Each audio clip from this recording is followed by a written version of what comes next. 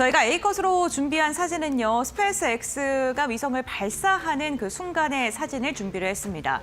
스페이스X의 상장 이야기를 지금 긴 시간 동안 듣고 계신데 이제는 점점 더 구체화가 되면서 나스닥 100에 조기 편입될 수도 있다, 나스닥 상장을 추진 중에 있다라는 소식까지 들려왔습니다.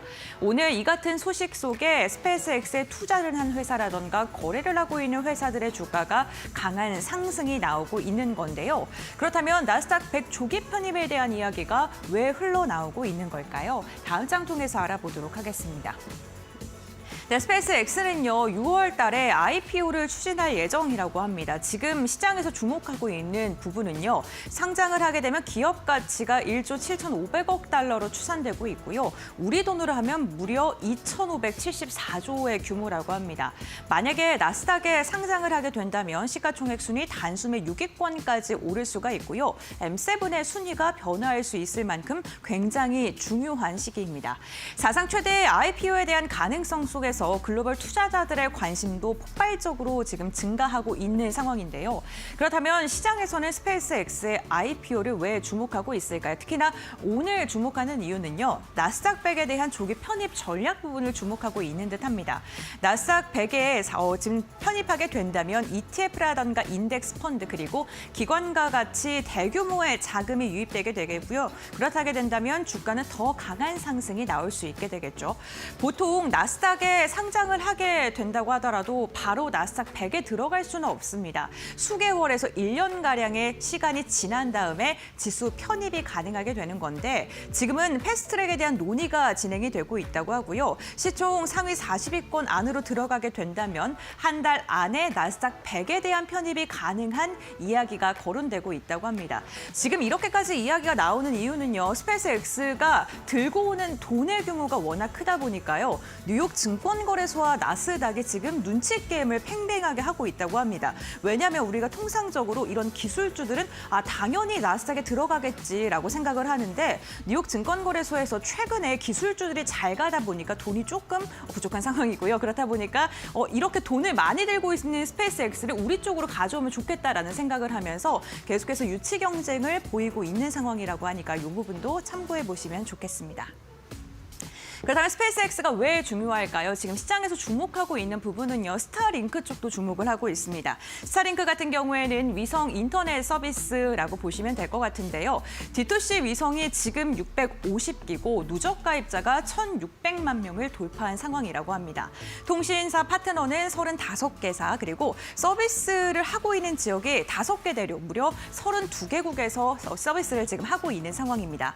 올해 2월 달, 그러니까 지난달만 하더라도 1,000만 정도 누적 가입자였는데 지금 1,600만까지 늘어난 거고요. 올해 말이 된다면 2,500만까지도 가입자 수가 증가할 것으로 예상되고 있는 만큼 시장의 파이가 기하급수적으로 늘어나고 있는 상황입니다. 지금 핵심 기술로 꼽히는 건 D2C인데요. 다이렉트 투 콜 이 기술 자체가 어떤 거냐면 기지국을 사용하지 않고 위성에서 스마트폰으로 직접적으로 연결을 하는 겁니다. 이 기술의 가장 큰 장점은 스마트폰이 전쟁 지역이나 재난 지역, 그러니까 기지국이 망가졌거나 없는 지역에선 통신이 불가능했는데 이 기술을 사용하게 된다면 그 어떤 지역에서도 통신이 가능하다는 장점을 갖고 있습니다. D2C 서비스의 타임라인을 보게 된다면 지난해 미국에서 S밴드 권리라는 걸 확보했는데요. 그러니까 스마트폰의 통신이 잘 될 수 있는 주파수의 권리를 확보를 한 것이고요. 내년 중반에는 V2 위성을 발사하기 시작해서 말에는 무려 1,200개가량을 발사할 것으로 보이고요. 그렇게 된다면 전 지구를 다 커버할 수 있는 수준이라고 합니다. 그리고 28년에는 브로드밴드급의 D2C를 본격화해서 이제는 보다 더 빠른 속도로 여러 가지 영상들이라던가 데이터들을 주고받을 수 있을 만큼의 기술력이 발전될 것이다라는 시장에서 분석이 나오고 있고 이러한 이야기를 MWC에서도 다뤘던 만큼 시장에서 주목도가 점점 더 커지고 있는 상황이기도 합니다. 그렇게 스페이스X를 통해서 적에도 위성이 시장에서 주목을 받다 보니까요. 차세대 네트워크 구조도 이제는 지상과 우주 통신이 결합되어 있는 방향성으로 가고 있는 듯합니다.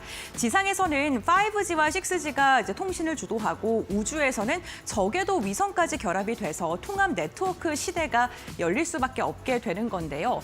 이번 MWC에서도 그러한 힌트가 나왔습니다. 6G라던가 AI 네트워크, 위성 통신 그리고 기지국이 아니라 위성과 스마트폰이 연결될 수 있는 그런 표준에 대한 이야기가 핵심 키워드로 떠올랐고요. 결국에는 위성통신이 5G와 6G의 네트워크의 핵심 인프라로 부각을 받으면서 우리가 보통 통신사들이 통신망을 운영하는 것을 기존의 전략으로 잡아갔다면 이제는 AI 인프라와 위성 네트워크 서비스를 할 수 있는 그러한 컨셉으로 이제 통신사들의 전략도 바뀌고 있다는 점도 기억해 주시면 좋을 것 같습니다.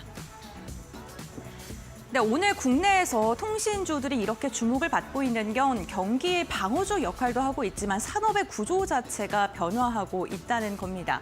이렇게 스페이스X가 IPO를 하게 된다면 우주 산업에 대한 기대감과 관심도는 더 커질 수밖에 없고요. 그렇게 된다면 위성통신의 확대를 기대해 볼 만하겠죠.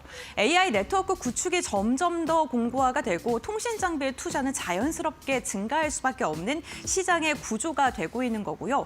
결국에는 통신주들이 지금 상승 사이클의 초입, 그러니까 우주 산업의 트렌드를 함께 엮어가면서 통신주들도 신세대로 이제 좀 엮여볼 수 있다라는 그런 분석들이 더해지면서 오늘 좀 주목을 받고 있는 듯합니다. 통신주들은요, 크게 두 가지로 좀 나눠볼 수 있을 듯한데요. 통신 서비스와 통신 장비입니다. 통신 서비스는 배당과 안전성에 대한 기대감이 있는 기업들, 대표적으로 국내에는 통신 3사를 들 수 있을 듯하고요. 통신 장비는 6G 시장의 성장 그리고 AI 네트워크 성장과 함께 클 수 있는 기업들이고요. 오늘 시장에서 강한 반등을 하고 있는 종목들이 굉장히 많습니다.